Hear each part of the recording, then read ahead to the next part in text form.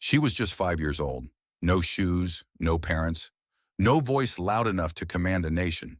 Yet in just 5 minutes, she walked barefoot into the middle of the road and forced a presidential convoy to stop cold.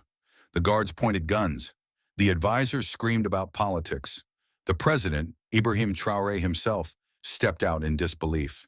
But this child, this silent, dusty child, would speak a warning so powerful, so strange, that it would shake the soul of a nation. A few hours later, that same president was on his knees, not in defeat, but in gratitude. So what did she see? What made her risk her life? And what does this moment say about the world we live in, where power often ignores the powerless, and warnings come from mouths we choose not to hear? This story may be fiction, but the fear, the hope, the injustice are all painfully real. Because sometimes the most unbelievable stories tell the deepest truths. The morning sun rolled slowly across the red earth of Burkina Faso, like a spotlight rising over a quiet stage before the play begins. Dew clung to the edges of the grass like tiny diamonds, still untouched by the heat of the day. Children in distant villages chased chickens through narrow dirt paths. Smoke curled lazily from the first cooking fires, and the land, vast, open, breathing, seemed to whisper, today would be no ordinary day. Then came the sound, a low, humming vibration, distant at first, but growing, like thunder with intention. Within minutes it appeared. A long, sleek line of armored black vehicles pierced through the countryside, fast, precise, unstoppable. The morning peace shattered as engines roared over the stillness, tires kissing the asphalt with military rhythm. 10 cars in formation, windows tinted. Every curve, every movement, calculated. This wasn't a government patrol. It wasn't a ceremonial parade. This was the convoy of the president of Burkina Faso, and time was not on his side. Inside the third car, the core of the convoy, sat a man known for walking into storms with eyes wide open. President Ibrahim Traoré. Dressed in crisp, traditional attire, golden embroidery running down the front, he sat upright, not stiff but deliberate. A thick folder rested on his lap, half open. His left hand held a pen, though he wasn't writing. His right thumb tapped rhythmically on the armrest, his eyes locked on the rolling blur outside his window. Not many knew what he was like behind closed doors. Some called him a lion, others a sword wrapped in silence. But this morning he looked almost still, like the air before a coming fire. His assistant sat beside him, nervously checking his watch again. Sir, we're on schedule, but just barely. The meeting begins at 10 sharp. They've requested you be there 30 minutes early, or they'll move forward without us. Traoré didn't answer right away. Instead, he turned to face the assistant, his gaze sharp but not unkind. This isn't just another meeting, he said, voice low but unwavering. This is about energy, infrastructure, a future where we don't beg, where we build. The assistant nodded quickly, though sweat had begun to form above his collar. Outside, the landscape rushed by. Dry trees, farmlands, narrow villages where barefoot children paused to watch the black beasts fly past like ghosts of power. Some waved, others just stared, and somewhere in that blur of faces and dust, a pair of small eyes followed the convoy more closely than most. But no one in the convoy noticed. Not yet. Back inside the car, Traoré opened the folder again. Documents from the International Economic Consortium, billions in potential investment, energy partnerships, roads, rail. The kind of deal that could erase years of debt and dependency in one signature. But there was a cost. The conditions were tight, the timelines tighter.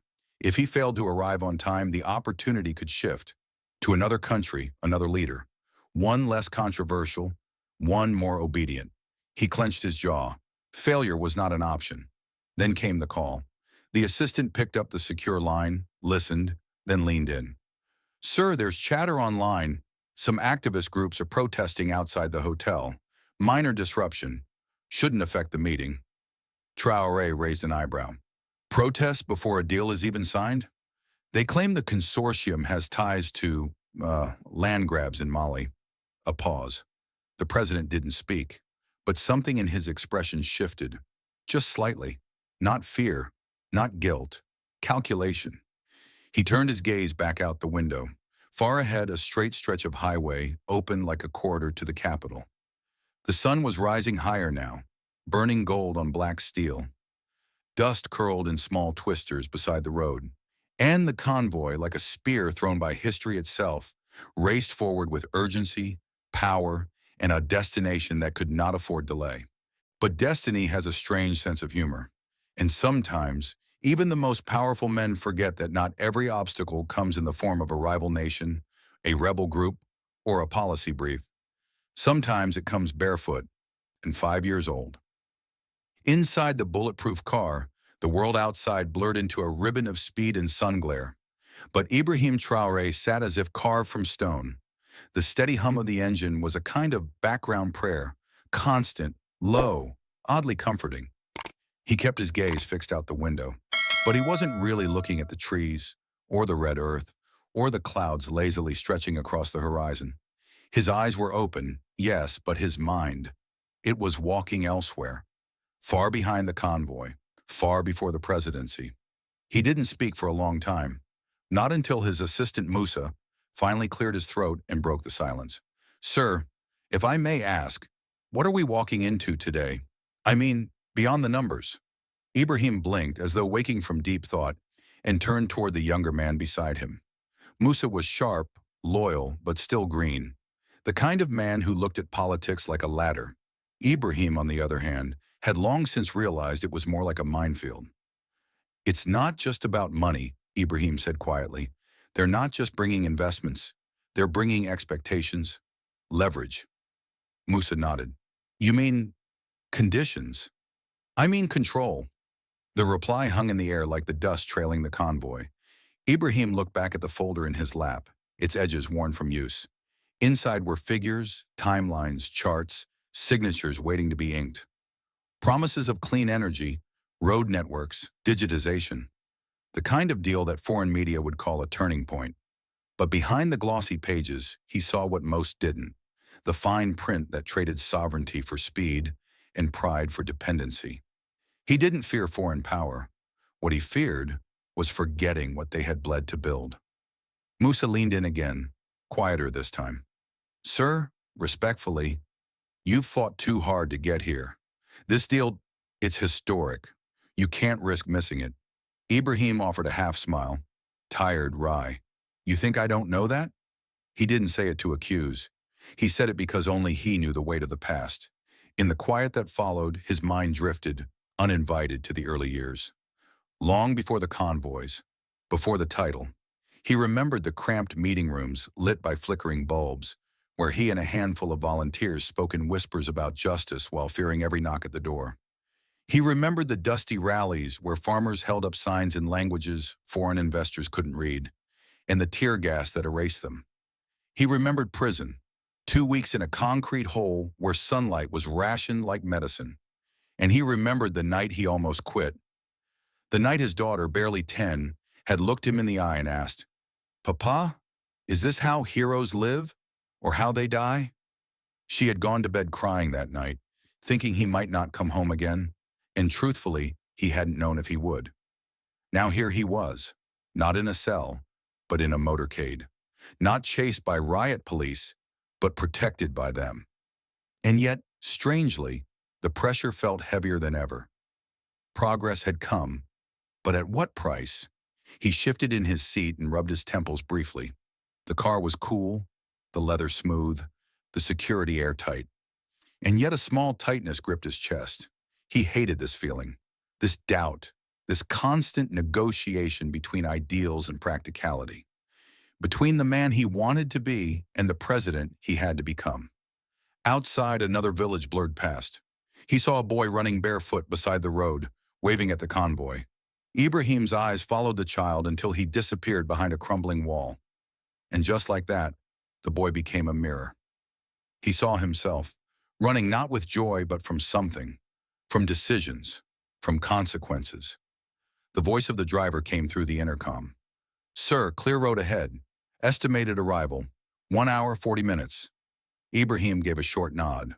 Time was on their side for now, but in his gut he felt the familiar unease of things moving too perfectly. Perfect roads, perfect weather, perfect timing. He'd lived long enough to know when everything feels like it's going exactly as planned, something's about to break. And sometimes, what breaks you isn't what's ahead, it's what you never saw coming. The road ahead was straight, wide, and eerily empty, an unbroken stretch of asphalt lined with dry brush and the occasional whisper of wind. The convoy moved like a sharpened arrow, silent in coordination, deadly in momentum. Everything was moving like clockwork, until it wasn't. It happened in the span of 3 seconds. The lead vehicle blared its horn, tires screeching against the pavement, swerving just slightly before coming to a grinding halt. Behind it, the rest of the convoy reacted with trained precision, slamming brakes, shifting gears, eyes scanning, fingers tightening on triggers. The noise shattered the air like glass. Dust erupted in a wave, covering the front windshields, curling into the sky like smoke from an invisible fire. Inside his car, President Ibrahim Traoré instinctively braced, his hand gripping the armrest. His driver cursed under his breath. Musa reached for his phone, his thumb already hovering over a security alert code. For a fraction of a moment, no one understood what had happened. And then, like a ghost emerging from the dust, a figure appeared, small, barefoot, standing still. She couldn't have been more than 5 years old. Her dress was torn, streaked with the color of the road. Her knees were dusty, her arms hung loosely by her sides, but her stance was firm, unshaken, like the earth itself had raised her there. Her face was impossible to see at first through the settling haze, but one thing was clear: she was not moving. The lead guards were out in seconds, shouting commands, weapons drawn, not aimed, but ready. Their voices cut through the confusion. Who is she? Where's her mother? Anyone have eyes on the perimeter? One reached for his radio, another began scanning the bush on either side, suspecting an ambush. Even the birds in the trees seemed to hold their breath. Inside his car, Ibrahim leaned forward slowly, peering through the glass. He didn't speak, didn't blink. Something about the moment felt wrong. Not in the way of danger, but in the way of fate. Like a stone thrown into still water, ripples were forming from a center no one had expected. The convoy had traveled through dozens of towns, seen hundreds of faces. But this child standing silently in the middle of nowhere, this was not coincidence. Musa was already unbuckling. Should we engage? Move her aside? He asked urgently. Ibrahim didn't answer. He just stared. The sun, now climbing above the trees, caught the dust in the air and painted everything in a golden haze. And through that strange glowing light, the president watched as the girl finally lifted her face. Her eyes met his. They were not afraid. They were not lost. They were waiting. The guards moved first, fast, precise, rehearsed. Boots hit the asphalt with synchronized purpose as two of them closed in on the small figure, still standing in the center of the road. Another stayed behind, rifle slung but eyes sharp, scanning the bushes on both sides of the highway for movement. Even in the absence of visible threat, every breath carried tension. No one expected the danger to come in this shape, in this size, and yet none of them dared assume it was harmless. Who is she? Where's the mother? One guard barked. No answer. The girl stood completely still, her arms limp at her sides, her tiny frame outlined by the settling dust around her. The sunlight caught her tangled curls and made them shimmer gold for a moment. But everything else about her was coated in the earth. Her face, her bare feet, her dress torn and frayed at the hem. She looked like she had grown up from the road itself, born from dust, forgotten by time. One of the guards took a cautious step forward. Move, little one. This is a presidential convoy. You can't stand here. Still, she didn't flinch, didn't blink. She looked up at him, eyes locked, as if she was seeing through the man, not just into his uniform, but into the armor of his certainty. Where are your parents? One another asked, softer now. He glanced around.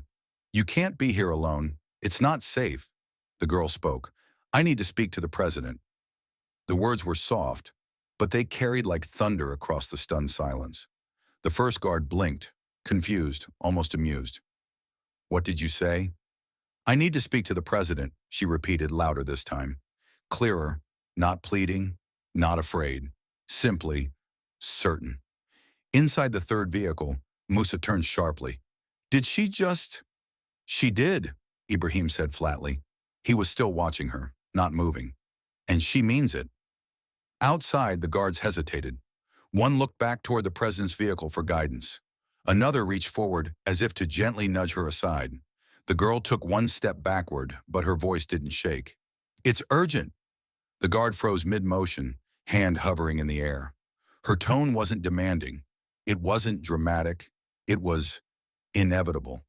Like she knew something they didn't. Like she'd already seen it.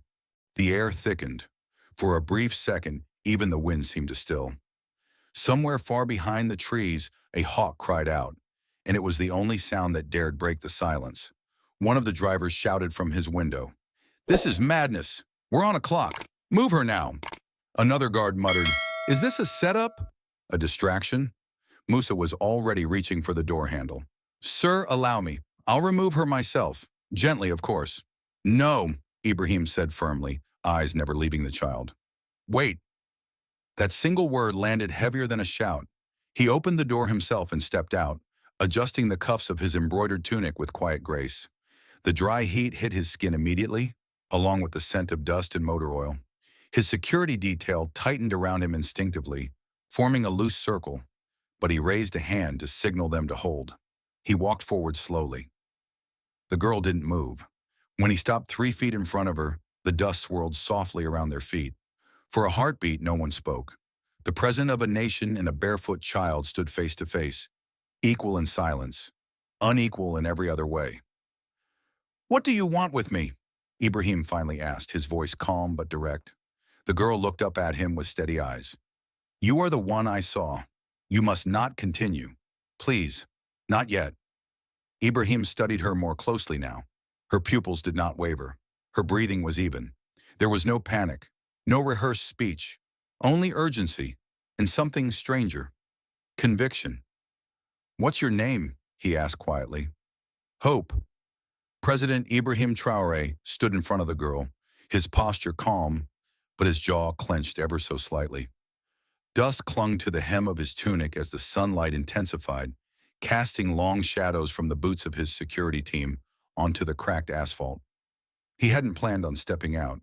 He certainly hadn't planned on wasting precious minutes engaging a child. And yet, here he was, face to face with a barefoot girl who looked up at him like she belonged in this moment more than he did.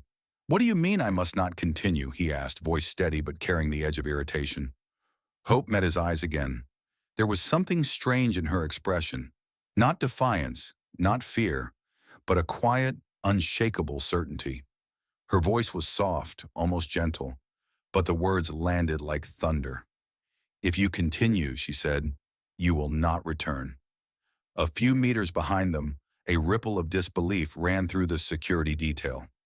One of the younger guards scoffed under his breath, nudging the man beside him. Another let out a half laugh, though no one joined in. Musa, standing just behind the president, furrowed his brow and checked his watch again, then leaned in slightly. "Sir, we are already behind schedule," he said, voice low. "She's just a child. I'll have her removed." Ibrahim didn't respond immediately. He was still staring at Hope, and for the first time, something subtle shifted in his eyes. Not alarm, not belief, but a flicker of unease. This wasn't the first time someone had warned him. As president, he received threats almost weekly, but those came with demands, with agendas, with context. This question mark, this was pure, disconnected from reason, and yet it didn't feel like madness. Hope took a small step forward, careful not to break the invisible line between them. Her bare foot touched the sunlit edge of the road, and her voice returned. "I saw fire. I saw crying. I saw metal twisted like cloth, people shouting, running. And you, in the center of it. If you go now, you won't come back." Another guard exhaled loudly. "Sir, this is nonsense. Children have dreams all the time." "She's been watching too many film," someone muttered behind him, but Ibrahim didn't move. Something about the way she spoke, not what she said, but how made it feel less like a performance and more like a memory. "Little one," he said carefully, "I have waited years for this day. My people depend on me. This meeting is not a game. I cannot stop my journey because a child says so." Hope blinked, but didn't look away. She seemed older now, older than 5, older than her frame allowed. Her words came slow, steady, each one weighted like a stone being placed on a scale. "Even a lion," she said, "pauses when the antelope does not run." The air went still. The metaphor landed like an ancient proverb, hanging in the heat between them. The guards looked at one another, the humor draining from their faces. Musa frowned, confused, unsure whether to dismiss it or dwell on it. But Ibrahim, he understood. She wasn't just warning him. She was testing him, and her parable had teeth. He took a half step back, folding his hands behind his back. His voice, when it came, was lower now. "Are you threatening me?" Hope shook her head.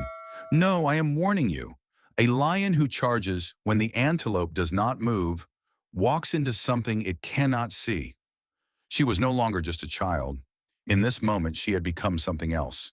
An echo of old wisdom, the voice of something older than strategy or protocol. The breeze picked up slightly, and for a moment, it felt like the trees themselves were listening. Ibrahim exhaled slowly. His guards waited. Musa looked like he wanted to say something, but didn't. Silence. Then the president turned away, eyes dark. "Enough of this," he muttered. "We are wasting time." But just as he stepped toward his car, Hope's voice rose again, sharp as flint. "You will not come back." He froze, only for a second, but enough. President Ibrahim Traoré turned back toward the child, frustration tightening his features. The moment had gone too far. The convoy was stalled. His people were confused. Every second that passed was another nail in the coffin of the deal he had fought to secure. $1 billion agreement hung by a thread, and here he was, arguing with a girl who didn't even wear shoes. He stepped forward again, this time with command in his voice. "You think you can stop a president with riddles and road dust?" he said, his tone sharpening. "You think I lead a nation only to be delayed by a dream from a child?" Hope didn't answer. She stood still, her gaze fixed on him, with an eerie stillness, like a candle in a storm that refused to flicker. Her hands trembled slightly, but her stance didn't break. She wasn't defying him.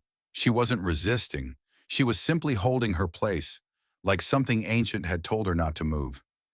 Ibrahim exhaled, irritated by the silence. "Do you even understand who I am?" There was no sarcasm in her face, no challenge. Just soft eyes and dust-covered skin, the image of vulnerability, but cloaked in something harder to name. Faith, vision, madness. The wind shifted slightly, brushing across the road. A few leaves tumbled by their feet. Somewhere in the far distance, a bird cried out once, then fell quiet again. He was used to silence. He had spoken to entire rooms full of stone-faced ministers, to crowds too hungry to cheer. But this silence felt different. It wasn't passive, it was active. Her stillness wasn't ignorance. It was intention. He turned slightly, speaking more to himself than anyone else. "This is foolishness. This is nothing." And yet he didn't walk away. Why? He could have ordered his men to move her. He could have dismissed her, climbed back into the armored car, and arrived at the meeting just in time to shake hands and sign deals. The logical thing, the smart thing, was to leave. But something in her eyes stopped him. Not what he saw, but what he didn't. No fear, no hesitation, no doubt. It unnerved him. He had stood across from warlords, faced assassination attempts, seen the aftermath of riots. He knew what fear looked like in all its forms. But in this child, this 5-year-old who had appeared from the trees like a whisper from another world, he saw something he couldn't place, something that whispered back at him. He looked down at her again. She hadn't moved, not a word, not a blink, just watching him, waiting.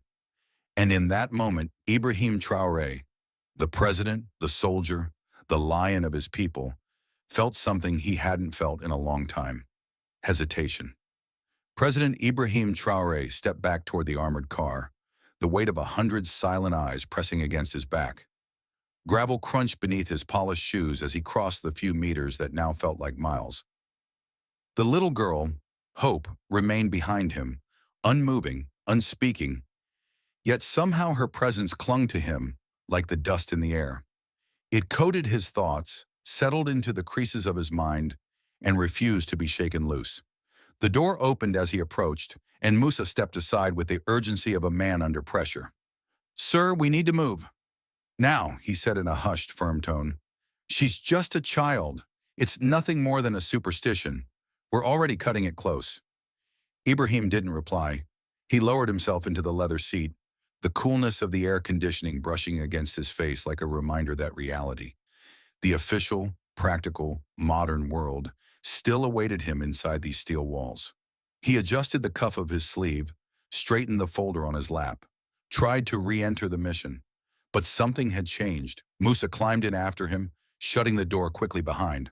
The security driver looked through the mirror. "We moving, sir?" The president didn't answer. His phone buzzed. Musa picked it up and checked the screen. "It's the investment team. Again." Ibrahim held out his hand, took the phone, and raised it to his ear without ceremony. A clipped foreign voice came through immediately. "Mr. President, we are aware there is some delay. Please understand, our delegation does not operate on speculation or emotion. If you are not here within the next 60 minutes, we will have no choice but to consider the offer withdrawn." Ibrahim closed his eyes for a brief second. The voice on the other end continued, rapid, sharp, practiced. "We are prepared to move forward with Côte d'Ivoire or Ghana. Both have sent representatives already. This deal cannot wait on political uncertainties." Political uncertainties. The phrase lingered long after the call ended. He handed the phone back, jaw clenched. The space inside the car suddenly felt smaller, tighter, like the oxygen had thinned. Outside, the sun had climbed higher, heating the road and pressing light into every window, as if even nature was pushing him forward. "Sir," Musa said again, softer now, "this is bigger than her, bigger than some dream." "I know that," Ibrahim replied quietly, but he didn't sound sure, because something was clawing at his instincts, a feeling he couldn't define, couldn't articulate, not even to himself. He had always trusted his gut, in war zones, in negotiation rooms, in moments when lives depended on a blink, a breath, a choice. His gut had saved him more than once. And now, for reasons he could not explain, that same instinct was whispering, "Don't move. Not yet." He looked out the tinted window. Through the slight haze of sunlight and dust, he could still see her, Hope, small and motionless, standing like a marker between past and future. A child, yes, but something about her made her seem unbound by time. "You believe in signs, sir?" Musa asked suddenly, catching his gaze. "Omens, dreams." "I believe in timing," Ibrahim said slowly, "and I believe in paying attention when things don't feel right. But she could be wrong. It could be nothing." "Yes," the president agreed. "It could be." And yet the knot in his chest refused to loosen. He thought again of the fire she described, of twisted metal, of cries. He saw her eyes as she said it, not wild or theatrical, but steady, solemn, like someone who had already seen it and was now just passing the message. Ibrahim turned the folder over in his lap, the pages sliding like silk. Numbers, names, timelines, signatures, and still, not one of them made his hands tremble the way hers did. The road remained still, baking slowly under the weight of the late morning sun. The convoy hadn't moved an inch. Engines idled in neutral, guards lingered in semi-alert formation, and inside the vehicles, murmurs of impatience had begun to build like storm clouds. The air itself seemed to hang heavy with indecision, but outside, the center of gravity hadn't shifted. It still clung to the quiet space around the barefoot child standing beneath the blaze of a rising day. Hope hadn't moved, not from her spot, not from her silence.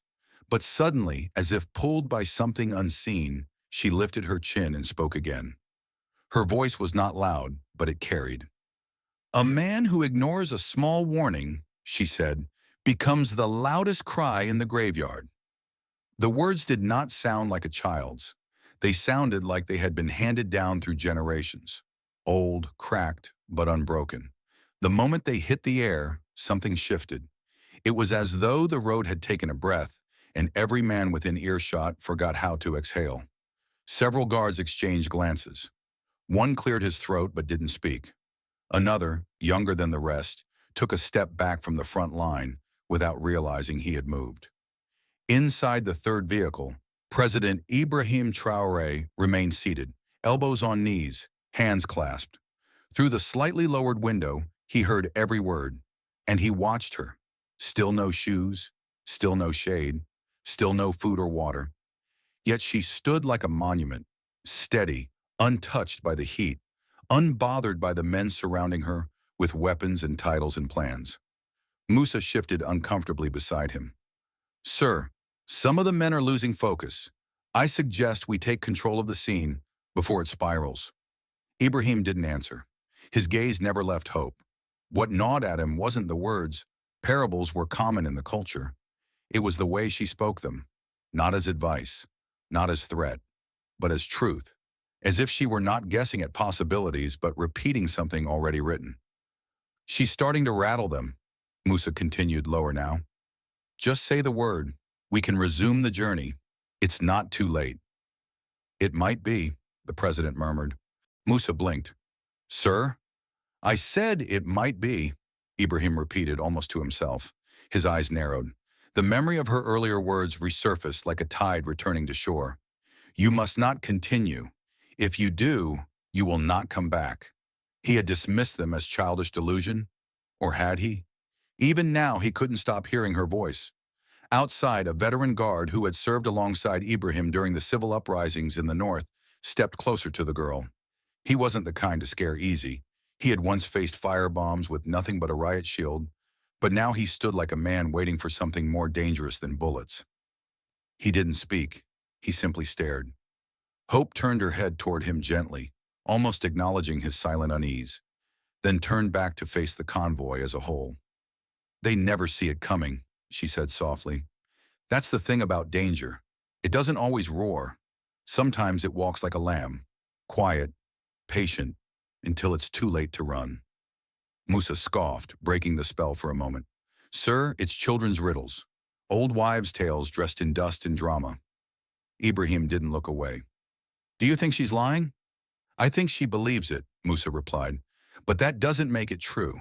Sometimes," the president said slowly, "what we choose not to believe is the only thing that could save us." Neither man spoke after that. The air hung heavy again, but it wasn't just heat this time. It was doubt. It crept in through seams and settled like fine sand into the machinery of certainty. And from her place in the sun, hope remained where she'd always been. Not moved by power, not impressed by rank, but standing firm on the strength of something no one else could see. Conviction. For a long moment, no one spoke. The heat shimmered across the road in waves, making everything seem distant, surreal, like the scene was being watched through a curtain of fire. Hope still stood in the same spot, barefoot, unwavering, not even blinking. The guards had stopped shouting. Even the insects in the bush seemed to have gone quiet. And then, without raising his voice or asking permission, President Ibrahim Traoré said 3 simple words: "We will wait." Silence followed, heavier than gunfire. Musa's head turned sharply. "Sir, we wait here," Ibrahim repeated louder now. "Exactly 2 hours, not 1 minute less." The guards looked at each other, uncertain whether they had heard correctly. Some blinked in disbelief, one visibly tensed, as though expecting it to be a trick, a pause before orders were barked. But none came. The driver half-turned in his seat. "Sir, did you mean wait here, in the open?" "Yes," Ibrahim said firmly. "Pull the vehicles to the side. Park under the trees. Let the engines rest. Lock the perimeter." Musa stepped forward, voice hushed but urgent. "Mr. President, this is madness. We are risking a deal worth billions, with foreign partners waiting on a second-by-second clock. If we don't show up, then we don't show up," Ibrahim interrupted, his voice calm but lined with steel. "If the deal is worth anything, it will wait for us. If it isn't, then it was never ours to begin with." Musa's mouth opened, then closed again. He looked toward the other guards as if seeking support. but they were all still frozen, staring at the child who had somehow stopped the machinery of a nation with nothing but dust on her face and certainty in her voice. The lead security officer gave a subtle nod to his team. Slowly, cautiously, the vehicles began to move again, this time not forward, but off the road. One by one, the black SUVs rolled into the shaded shoulder beneath a line of scraggly trees. Their powerful engines faded to silence. The contrast was jarring. A convoy that had moved like a thunderbolt across the country now sat still. Silent beasts parked like sleeping animals, resting by command of a force none of them could define. Hope didn't speak again. She simply sat down at the edge of the road, on a stone half covered in weeds, folding her hands in her lap like the decision had been hers all along. Inside his vehicle, Ibrahim leaned back in his seat, eyes on the ceiling, thoughts spinning like smoke in a closed room. The air conditioning hummed quietly, but it didn't calm him. For all his years in battle, in politics, in negotiations, he had never felt this uncertain. But something inside him whispered, "You did the right thing, even if it made no sense at all." The first hour passed like a wound slowly opening. The sun, now unforgiving, climbed to its peak, casting sharp light through the branches above the convoy. Heat poured in waves across the asphalt, distorting the horizon into a shimmering mirage. The black vehicles sat parked beneath sparse trees, hulking and still, their once confident engines silenced. From afar, it no longer looked like a convoy. It looked like a procession that had lost its way. Inside the third car, President Ibrahim Traoré sat motionless, eyes fixed on the digital clock mounted on the dash. He watched the numbers shift, minute by minute, each tick a quiet accusation. 34 minutes had passed. 35, 36. Still nothing. No fire, no storm, no sign of divine confirmation, just stillness and the unbearable weight of doubt. The air conditioning hummed faintly, but it did little to chase the heat clinging to his neck. Musa, seated beside him, shifted for the third time in 5 minutes. He had stopped checking his watch. Now he just stared at his phone screen, thumb tapping nervously against the edge.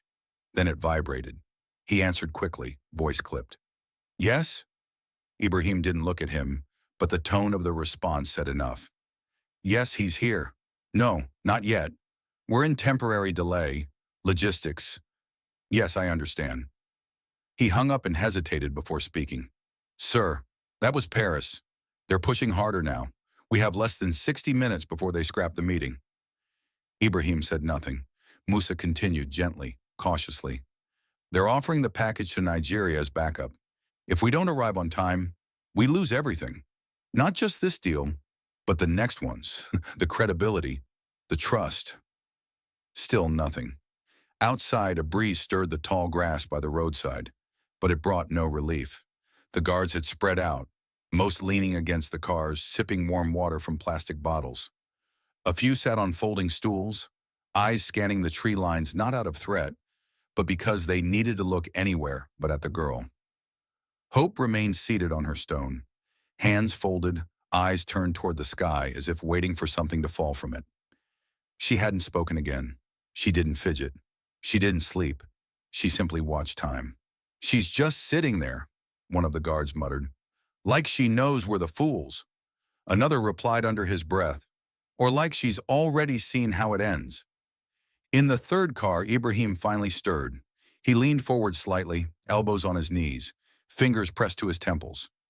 His heartbeat was steady, but too loud. Every part of him itched to move, to act, to decide. But for the first time in years, deciding felt dangerous. He had made hundreds of critical decisions on policy, on war, on lives. But this one wasn't written in a folder. This was about instinct, and instinct was notoriously difficult to explain to investors. Musa spoke again, softer now. "Sir, we trusted your gut to get us this far. But this is different. This is not leadership. It's stalling." Ibrahim looked at him, not angrily, just tired. "What if stalling is the only thing keeping us alive?"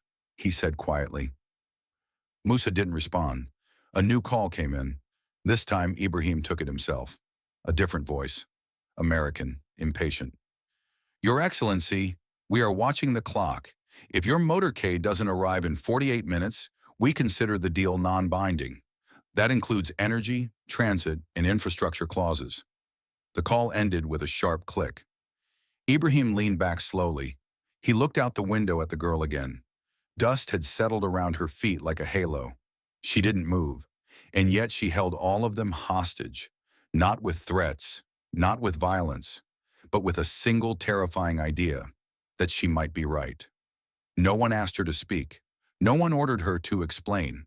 And yet, as if feeling the doubt thickening in the air, hope finally stood from her stone and faced the people whose silence had grown louder than any question. Her voice was calm, steady, like it had been waiting for the right moment. I live by the old well, she said softly, the one near the termite mound. People walk past me every day but never stop. I don't blame them. I'm not special. Some of the guards shifted where they stood. Musa, who had stepped out of the car to stretch his legs, turned slightly to listen. President Ibrahim, still inside the third vehicle, looked up from his thoughts and leaned closer to the window. Hope continued. I don't have a mother or a father. They left a long time ago. Some say it was sickness, others say something worse.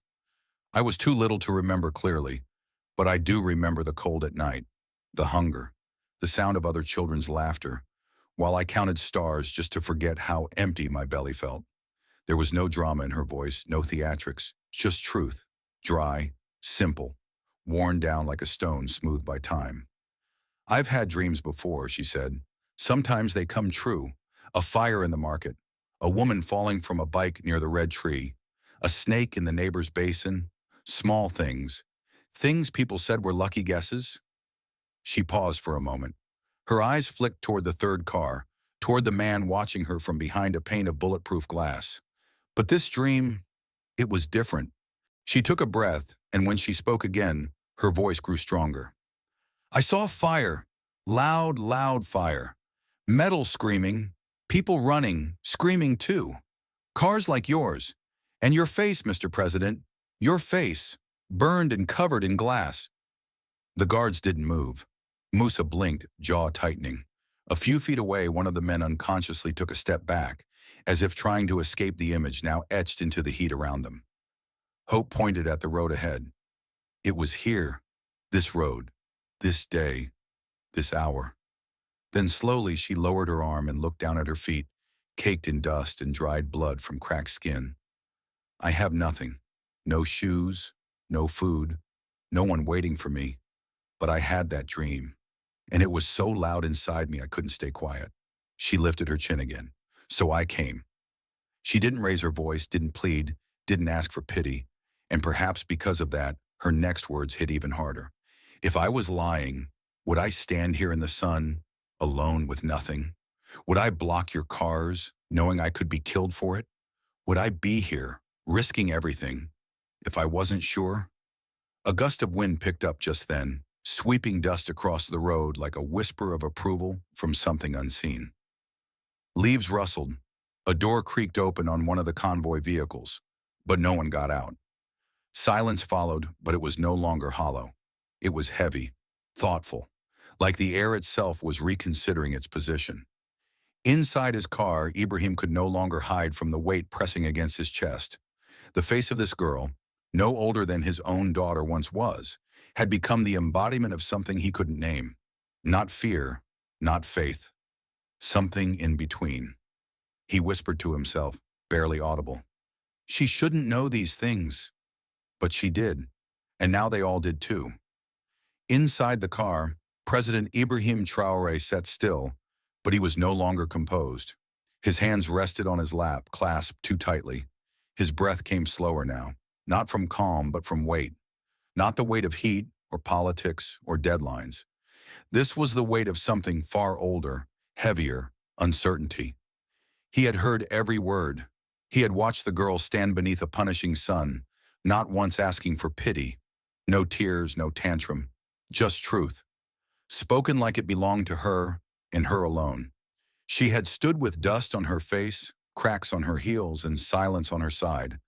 And yet somehow she now echoed louder in his mind than the voices of ambassadors, generals, or even his own conscience. He could not look away from her now, not because she was mysterious, but because for the first time she was painfully real. A girl, alone, unfed, unclothed, unprotected, but not afraid. He stared through the window at her, at Hope. Her name, he realized, wasn't just coincidence.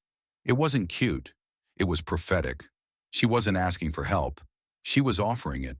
And perhaps that's what struck him hardest of all. No one had ever offered him help like this. Not without a price. Not without an angle. She didn't want power. She wanted him alive. The thought thudded in his chest like a drumbeat. He rubbed the back of his neck, then leaned forward slowly, his elbows resting on his knees. The silence in the cabin wasn't awkward anymore. It was sacred. It held space for something unspoken, like truth looking for a way in. From beside him, Musa shifted again, clearly watching his every movement. But for once, Ibrahim didn't notice. He didn't care. He looked at her one last time. And then, in a voice barely above a whisper, he said it. Maybe. She's right. He wasn't speaking to his assistant. He wasn't speaking to his guards. He wasn't even speaking to her. He was speaking to the version of himself that still clung to certainty. The version that still believed every decision had to be backed by reason, not instinct. That leadership was about strength, not listening. He closed his eyes briefly, then opened them again. Something in him had shifted, not loudly, but completely. The second hour ticked away like a silent countdown. No explosion, no storm, no sign from the sky. Just the heat pressing heavier on metal and minds. Even the guards had stopped pretending to patrol. Most leaned against their vehicles, eyes lost in the distance, wiping sweat that returned faster than it could dry. Hope still sat on the stone unmoved, her hands folded in her lap, her gaze still lifted, not at them, not at the trees, but somewhere further, somewhere beyond. Inside the president's car, the silence had thickened to the point of discomfort. Ibrahim had said nothing for the last 20 minutes. He simply sat with both palms resting on his knees, head slightly bowed, eyes staring at the floor of the car, as if trying to read something written on it. Musa hadn't dared interrupt. The guards hadn't dared question. The entire convoy was suspended in a kind of limbo, somewhere between disbelief and surrender. Then the phone rang. Not the president's personal line, not Musa's. It was the secure line, the one only activated for military or national crisis. The sound sliced through the stillness like a knife. Musa jumped, grabbing it quickly. Yes, Office of the President. He paused, his eyebrows twitched. Yes, he's here. One moment. He held the phone out, slowly. His face had changed. Pale, tight, eyes wide but blank.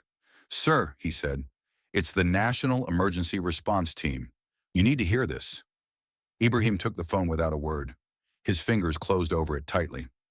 This is President Traoré, he said calmly. The voice on the other end came sharp, panicked, breathless. Your Excellency, this is Chief Dabo from National Emergency Command. We're contacting you with urgent information. There's been a massive explosion on the Route 17 highway, approximately 40 kilometers north of the capital. Ibrahim's breath caught. That's our route. The voice continued, fast and choked. Yes, sir. A petrol tanker lost control coming around the high bend near Siniyeri village. It collided with two buses and several private vehicles. The tanker exploded on impact.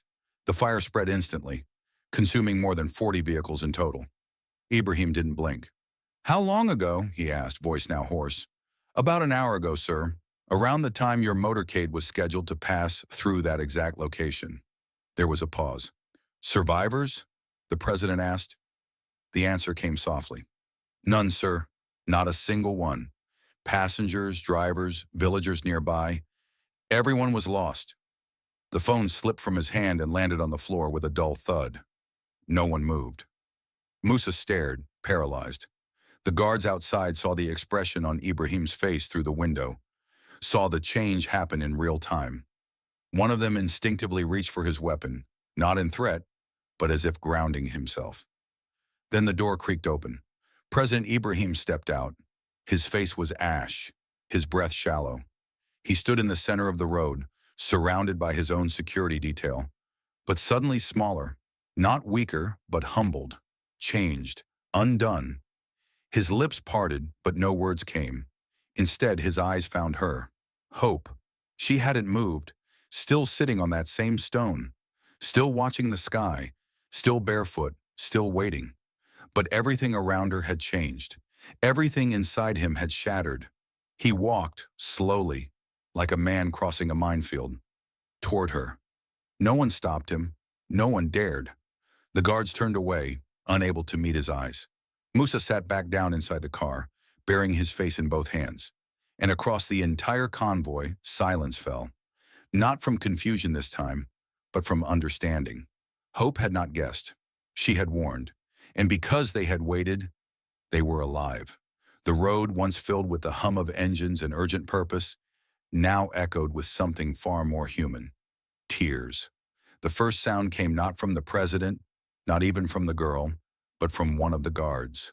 A hardened man, trained in war, in discipline, in silence. He lowered his weapon, removed his sunglasses, and quietly let the tears fall. His lips trembled, and he didn't bother to hide it. He wasn't ashamed. A second followed, then a third. Soon all along the convoy, grown men, trained to protect power, trained to never crack, stood weeping under the shade of trees, chests heaving, shoulders shaking. Inside the car, Musa slid from the leather seat and dropped to the ground. Palms flat on the dirt, eyes wide in disbelief. He didn't cry. He simply sat there like a man who had lost all words. His logic had shattered. His certainty dissolved. The only thing left was breath, and even that came slow. President Ibrahim Traoré stepped out of the car. This time there was no protocol.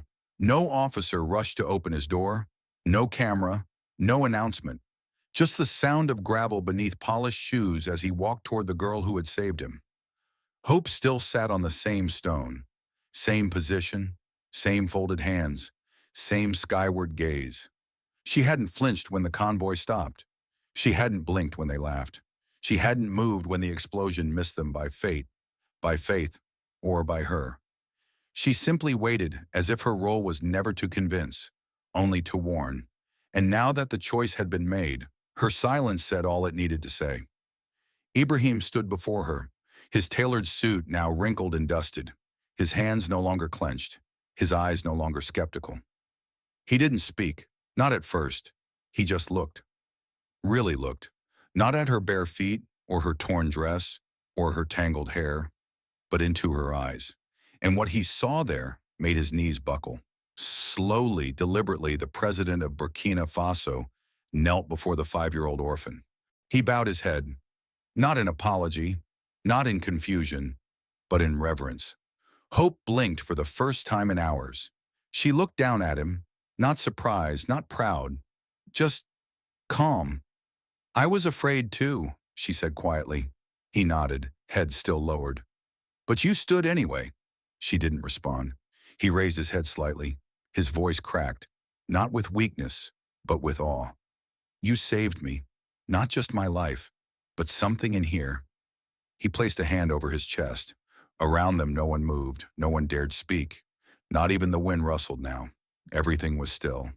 The sun, no longer harsh, cast golden light across the clearing, and in that moment, nothing else existed. No politics, no deals, no deadlines. Just a leader on his knees, and a child who saw what others refused to see. The heat no longer mattered. The dust, the silence, the weight of expectations. All of it faded as the president of a nation knelt before a barefoot child. Ibrahim Traoré's voice came out like breath after drowning. "You saved my life." The words, though whispered, rang through the still air like a bell. There was no doubt in them now, no hesitation, no pride, just truth, raw and disarmed. Hope looked at him, eyes wide but steady, and for the first time she smiled, not out of joy, but out of relief. She had carried this warning alone, with no promise that anyone would listen. And now, he had. "I was afraid," she said softly. "My legs were shaking when I stepped into the road. I wanted to run." He looked up, still kneeling, eyes shining. "But you didn't." She nodded, her voice barely above the wind. I was more afraid of what would happen if I didn't speak. The silence that followed was no longer empty. It was full of everything unspoken: fear, faith, wonder, shame, and awe. Around them, the guards stood still, their weapons forgotten at their sides. One man dropped his radio, another took off his cap and held it to his chest. Even Musa, ever skeptical, had fallen quiet, head bowed not from confusion now, but respect. This was no longer a convoy. This was a moment carved out of time. And in that moment, Hope stopped being just a child. She became something else, a voice when it mattered most, a mirror to power, a force untouched by politics, strategy, or ego. A 5-year-old with nothing to gain and everything to lose, who spoke when others would have stayed silent. President Ibrahim slowly rose to his feet, but not to resume command. He didn't bark orders. He didn't call for movement. Instead, he looked at each of his men, each face weathered by duty and disbelief. Then he looked at Hope once more, and this time, he didn't see a girl. He saw the reason he was still breathing, and he knew the world would too. The sun was beginning its slow descent when the convoy finally moved again. Not with sirens, not with roaring engines, but with the quiet stillness of people who had just seen a miracle.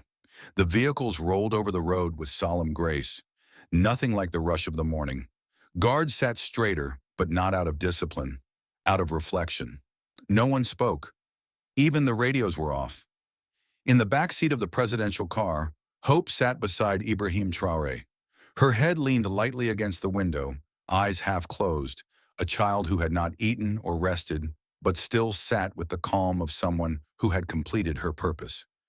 Ibrahim looked at her now and then, not as a protector, not as a president, but as a man trying to understand what fate had just handed him. Every time his eyes met her small form, dust still clinging to her feet, hands folded in her lap, he felt the urge to say something, but nothing came. And strangely, he felt no need to fill the silence. The convoy approached the grand gates of the presidential compound. The guards at the entrance stood taller than usual, not because they were ordered to, but because they sensed something different approaching. And when the gates slowly opened to reveal the black line of vehicles, they braced for the usual: orders, pressure, urgency. Instead, they saw the unimaginable. As the lead vehicle entered, followed by the second, the third came into view, and out stepped President Ibrahim Traoré. But it wasn't just him. His hand gently held the hand of a barefoot little girl, her dress still torn, her skin still dusty, but her eyes gleamed with quiet dignity. The palace staff, clustered on the steps to welcome the president as usual, froze. No one moved. No one even dared to whisper. Why was there a child with him? Where had she come from? Why was he holding her hand like she belonged? Behind them, more guards exited their vehicles, faces changed, less sharp, more thoughtful. Their uniforms were the same, but their eyes had seen something unexplainable. And somehow they all moved a little slower, like each step carried something heavier than protocol. Ibrahim walked forward, Hope beside him, and the palace team parted like a curtain. No one asked a question. Not yet. They just stared, their minds racing. A whisper ran like wind between the staff. She was in the car with him. She came back with the president. Where are the investors? What happened out there? One assistant, braver than the others, stepped forward. Mr. President, are you all right? Ibrahim stopped. His voice was clear. We are alive. That is all that matters right now. Then he looked down at Hope and gave her a small nod. The assistant followed his gaze, confused but respectful. The rest of the team stood still, their professional poise slipping into silent wonder. This wasn't a political stunt. This wasn't for the cameras. Something had happened on that road, and everyone could feel it in the way Ibrahim held her hand. She wasn't just a passenger. She was the reason the president walked through the gates alive. The palace was never this quiet, not even during national security briefings, not even during coups or foreign negotiations. Yet now, as the grand doors to the Hall of Unity swung open, and aides rushed to set microphones and lights, the stillness that gripped every corner was near sacred. Within 15 minutes of returning to the palace, President Ibrahim Traoré had summoned an emergency address. Every top official was called. Every major news network ordered to connect. Media teams assembled hastily, unsure what crisis warranted such urgency, especially when the president had missed a billion-dollar investment meeting only hours earlier. But the moment the cameras turned on and the red recording lights glowed, all doubts began to fade.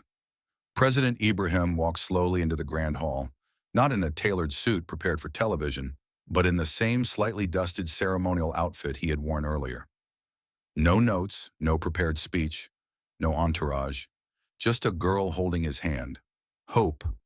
She walked beside him barefoot, still dressed in the same tattered fabric, her face now lit by chandeliers instead of sunlight. And though she stood in a room filled with cameras, ministers, military brass, and press, she didn't flinch. She held his hand like a thread that anchored the entire country. The room stood. No one sat, not even the president. He walked to the podium slowly, gently released her hand, then placed both palms flat on the wood surface before him. His voice, when it came, was not commanding. It was clear, controlled, but heavy. "What I am about to tell you," he began, "is not political. It is not strategy. It is not economics. This is not about government. It is about life and death and something in between." Murmurs in the hall died immediately. "This morning," he continued, "I was on my way to a meeting many believed would secure billions for our country. My convoy left at sunrise. We were ahead of schedule. The roads were clear, security was tight, all was perfect." He paused, then glanced down at Hope, who stood beside him like a silent sentinel. And then she appeared. He recounted the entire event in vivid detail. The sudden appearance of a barefoot girl, her refusal to move, her warning, the parables, the silence, the waiting. He described his rage, his doubt, his shame. He told them about the calls from investors, the threat of losing everything, and the moment he almost drove forward anyway. Then came the turning point. The explosion happened exactly where we would have been. Over 40 vehicles destroyed. Not one survivor. Not one. Gasps escaped the room. Some journalists lowered their cameras, stunned. If we had not stopped, if I had not listened to the most unlikely voice on that road, I would not be standing here. He looked around the room slowly, then back at Hope. This child, whose name is Hope, stood in the sun alone to stop a president, with no shoes, no food, no family. She stopped us not with force, but with truth. He stepped back from the podium and placed a hand gently on her shoulder. She is not just a child. She is the reason I am alive. The reason many of you are not mourning me tonight. Hope looked around, eyes wide but brave. And still, no one clapped. No one moved. The silence was not confusion. It was reverence. The silence in the hall lingered like incense. No one moved. No one spoke. All eyes remained fixed on the small girl standing beside the president. Her hair was still wild, her feet still bare, her dress still torn. But not one person in the room saw her the same way anymore. She wasn't a disruption. She wasn't a delay. She was something deeper now, something sacred.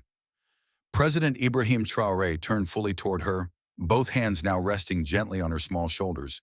His voice, when it returned, was no longer that of a leader making a speech. It was softer, personal. "There is something else I must say," he began, this time not to the cameras, not to the room, but directly to her. "Hope." She turned her eyes to him. "You are no longer an orphan." Gasps rippled through the room. Tiny involuntary reactions from people whose hearts had just begun to realize where this moment was going. He took a breath, steady but deep. "You are no longer a child with no name. No longer alone under a tree, beside an old well. From this day forward, you are my child." The words settled like gentle thunder across the hall. Whispers turned to weeping. Even the hardest military men in the room blinked back tears unashamed. "She is my daughter," Ibrahim continued, stronger now. "I will raise her, protect her, educate her. She will sleep in the palace, eat at my table, walk with my guards, not because of pity, but because of purpose. Because this nation needs what she carries. We need what she reminds us to become." At that moment, Hope didn't understand everything being said. She didn't understand policy or politics, but she understood one word: daughter.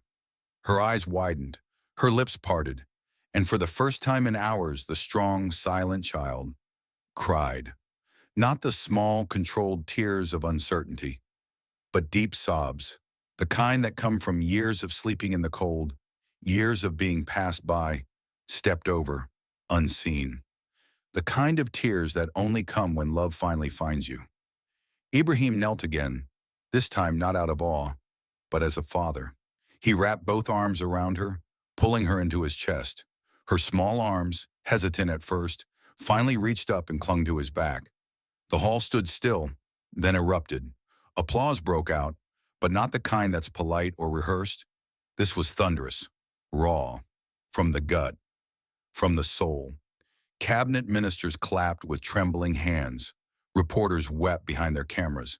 Even the palace staff watching from the hallway covered their mouths, stunned by the sound of national healing. Outside in the streets, the broadcast blared on radios, televisions, loudspeakers. And as people heard the president's declaration, "She is not an orphan anymore. She is my child," cries rang out from homes. Cheers burst from crowded shops. Market women dropped their baskets. Mechanics stopped their tools. School teachers paused their lessons. Something in the country shifted. Something had been restored. Not just a life, not just a child, but a sense that hope wasn't gone, just hidden, waiting to be seen, waiting to be named. And now hope had a name, a home, and a father. Life at the palace moved differently now. The routines remained. The guards at the gate, the daily briefings, the meetings with ministers. But the energy had shifted. Something softer lingered in the hallways, something brighter in the air, and at the center of it all was hope. She now slept in a room once reserved for foreign dignitaries. The staff, still adjusting, had tried to fill it with expensive toys and silk sheets, but Hope never asked for much. Her first request was a notebook. Her second, books. She attended private lessons each morning with a tutor who had been summoned the day after the national address. Math, science, reading, history. It all came to her, slowly, but surely. What she didn't grasp in numbers, she made up for in insight. What she lacked in words, she made up for in wisdom. Teachers often left her sessions shaken, not by what she didn't know, but by what she already seemed to understand. She remained quiet. She didn't speak unless she needed to, but her silence never felt empty. It felt anchored, like the weight of her presence was more than her age could explain. When she did speak, the room listened. She never bragged, never claimed the title the world had thrust upon her. "I'm just Hope," she would say. But the palace staff knew better. Every cook, every cleaner, every advisor, each had a story now. Stories of how they had passed her in the corridor and for some reason paused. Stories of how her gaze made them rethink things. Stories of how her stillness reminded them to breathe. Even President Ibrahim was different. He laughed more now, sat with her during breakfast, asked her questions that had nothing to do with politics. He had begun ending cabinet meetings with a simple phrase: "Let's pause and listen." Hope had not only found a home, she had reshaped one. Not with commands, not with speeches, but with presence. And somehow that was enough. The story did not stay within the palace walls. It spilled into streets and schools, woven into the fabric of Burkina Faso like golden thread through worn cloth. Children repeated her parables on schoolyards, their voices rising and falling in imitation of her. Even a lion pauses when the antelope does not run, they would chant, wide-eyed and proud. Teachers began starting their lessons not with bells, but with a moment of stillness, an act of honoring the girl who waited. In the markets, artists painted her face on murals, not as royalty, not as a celebrity, but as a child, standing alone on a dusty road, her eyes locked forward, hands clenched in fear and courage. Above her, the words, "A big man who ignores a small warning becomes the loudest cry in the graveyard." Radio stations composed ballads about her. Street musicians turned her words into lullabies. Even those who had never believed in dreams found themselves pausing in moments of doubt, asking, What would hope have done? There was a shift in behavior. Drivers, once aggressive and impatient, began yielding more. Strangers, once too proud to listen, started hearing each other out. Conflicts once stirred by ego now found themselves calmed by quiet reflection. No law had changed. No new campaign had been launched. But something in the national heart had been softened. A man in the countryside told his sons, "The president had armies, but he listened to a girl. That means you can listen to your little sister." In the capital, a young vendor smiled as he gave extra fruit to a barefoot child. "She might be the next hope," he joked. Across the entire nation, people didn't just remember what happened, they changed because of it. Hope had become more than a girl. She had become a compass. It was 6 months later, in a modest school tucked between hills, that Hope finally spoke to the world again. She stood on a small wooden stage in front of rows of children just like her, except now she wore clean shoes, a neat uniform, and had her hair brushed into braids. Ibrahim stood in the back, arms folded, trying not to cry. A teacher asked her if she wanted to say something. Hope looked at her feet, then at the sea of faces before her. And with the same calm she had shown that day on the road, she stepped forward. "I didn't do anything big," she said softly. "I didn't have power. I didn't have answers. I didn't even know if anyone would listen." The room was still. "I just spoke what I saw. I spoke what I felt. And I stood there, because I was more afraid of saying nothing than I was of being wrong." She paused, looking down for a moment. Then she smiled. "That's all. No applause, just silence. The kind of silence that holds truth." Later that day, as the speech replayed across radios and TV stations, the final words of the broadcast echoed across the land. "Sometimes the most powerful voice is the one whispered by a child and heard by a heart ready to listen. Sometimes the loudest truths come from the quietest voices." This story reminds us that leadership isn't just about power, urgency, or grand speeches. It's about having the courage to pause, to listen, and to trust the unexpected.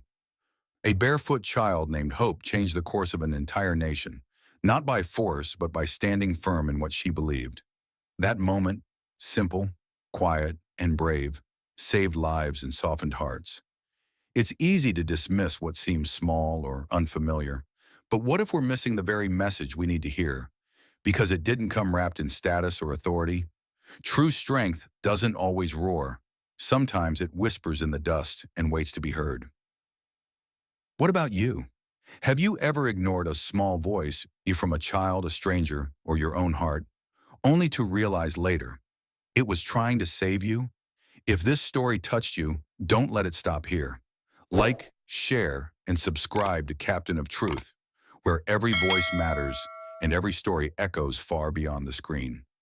This story is a fictionalized and dramatized narrative created for educational, inspirational, and storytelling purposes.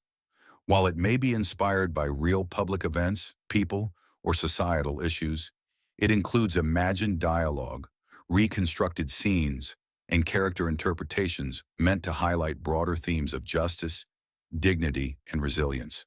Any resemblance to actual events or individuals beyond public knowledge is purely coincidental. We do not intend to defame, mislead, or harm, but to invite reflection and meaningful conversation. Thank you for watching Captain of Truth.